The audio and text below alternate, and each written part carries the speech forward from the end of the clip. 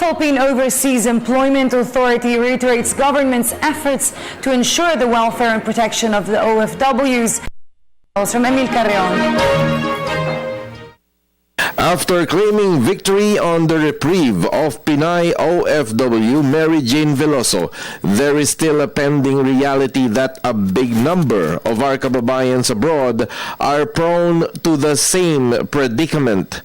Statistics show that in 2012, there are an estimated 2.2 million OFWs as reported by PSA-NSO, or the Philippine Statistics Authority of the National Statistics Office. Through the program Media ng Bayan, the POEA showed its relentless efforts in assisting the OFW sector. In the last 3 years ay nakapagpasara po tayo ng mga 131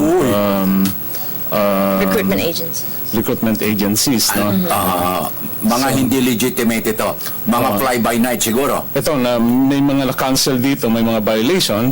Tapos meron po tayong napasara ng mga 31 na ito yung mga fly-by-night na sinasabi niya. According to an Smile.com, there are more than 10.5 million OFWs working worldwide. These are the workers in diaspora with regular dollar remittances, a big boost to the country's economy. So, in other words, sa ganitong pamamaraan, merong protection na ibinibigay ang ating pamahalaan.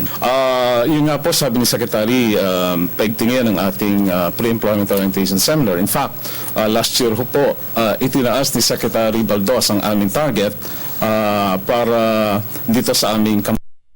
From noon dati ho, ang payos namin 100,000 sa isang taon, okay na. Ngayon ho ay pinagting secretary at ang aming target ay 500,000 a year. The government support is always at hand for the new heroes of the land. This is to prevent any similar incidents to suspected drug couriers or drug mules.